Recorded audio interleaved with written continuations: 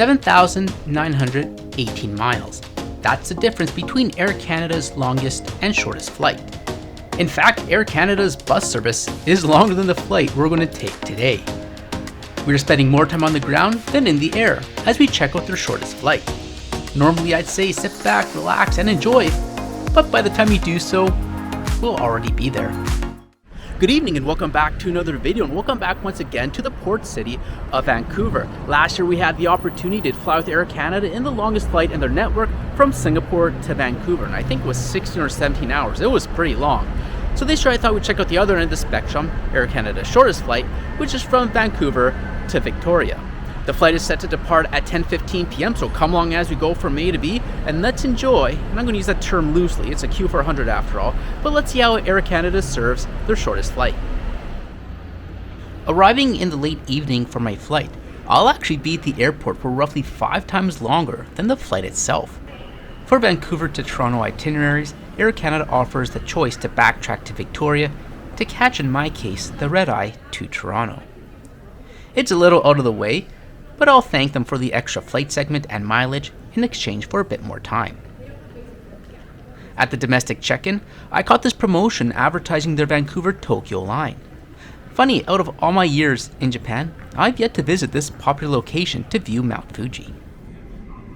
Speaking of which, although Vancouver doesn't have an outdoor observation deck like we get to enjoy across the ocean, there is this area by the food court which provides one of the better locations to plane spots in airports in Canada, and we get to enjoy the last few minutes of daylight. In the evening, with only a handful of flights remaining, the check-in and security procedures are pleasantly quick. And not too long after, we find ourselves at gate C38. Toronto and Vancouver are similar in the sense that each airport has a dedicated ground level area for provincial and regional flights.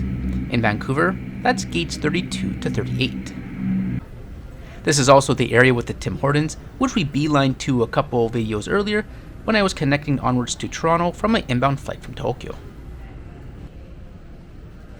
We are the last flight to depart from this area, so it was relatively quiet, not too much going on, and everyone was just hanging out waiting to get on board.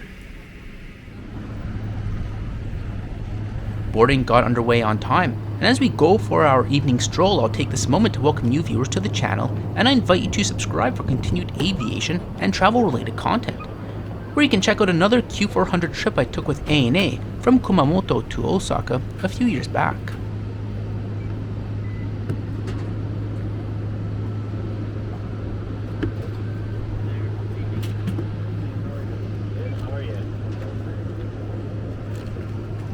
Hello.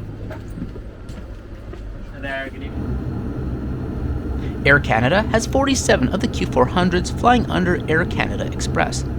There are 3 slight variations in the seating layout, but each has 78 seats in a single class configuration. The plane has 1 lavatory at the front, and our aircraft is just over 14 years old, being delivered to the airline in October of 2011.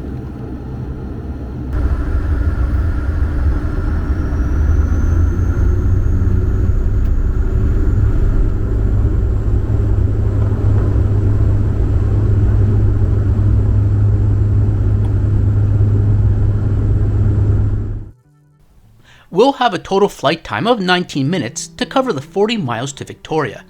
And I guess this map just isn't going to cut it, is it? Much better. For some comparison, the Air Canada bus we took from Hamilton to Toronto is 20 miles farther than this flight. The Q400 is set in a 2 seating configuration with dark blue seats. In the first row, 1B will provide the most legroom as there's no blocking bulkhead, and 2C and D are also not bad choices for the extra legroom for the emergency door. Seat 1A was perfectly sufficient for me. The one drawback of bulkhead rows is that items cannot be placed on the floor during taxi, takeoff, and landing. For the rest of the plane, a seat pitch of 30 inches is provided. In the bulkhead row, the table is housed in the armrest and was sturdier than what may come to mind. And above there's a little reading light and air control.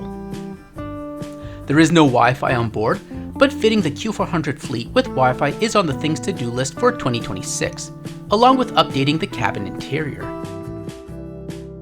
Initially, this will be configured for Q400s flying out of Toronto City Centre, so we'll see if and when this percolates to the rest of the Q400 fleet. For this flight, the lights remained dimmed for the entire flight, and by the time we got to cruising altitude, it was time to come back down. But fear not, we still got some sights to see along the way.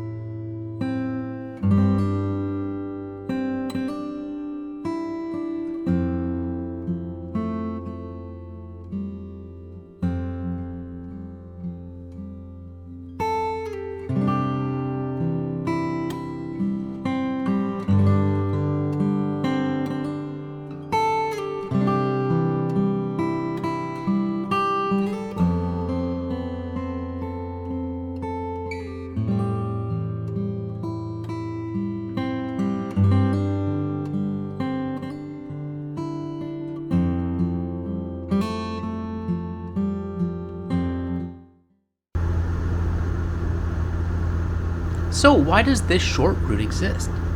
Probably the largest motivation is that Victoria is the provincial capital, and there's more than sufficient demand to connect government and business workers to Vancouver and the rest of British Columbia, in addition to the rest of Air Canada and the Star Alliance network.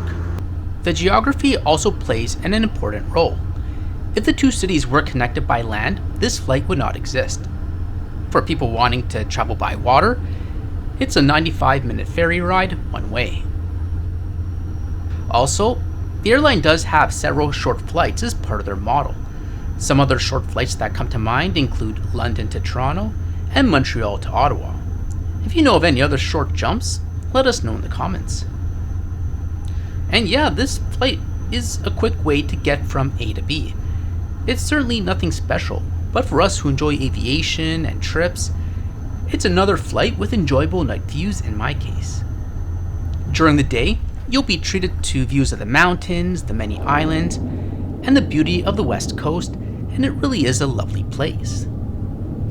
19 minutes later, we touch down in Victoria, and this brings us to the end of the last video of 2025. This flight was part of a round-trip itinerary from Toronto to Vancouver, and the price came out to $617. Thanks for watching. Let me know your thoughts on Air Canada's shortest flight, and I'll catch you in the next video.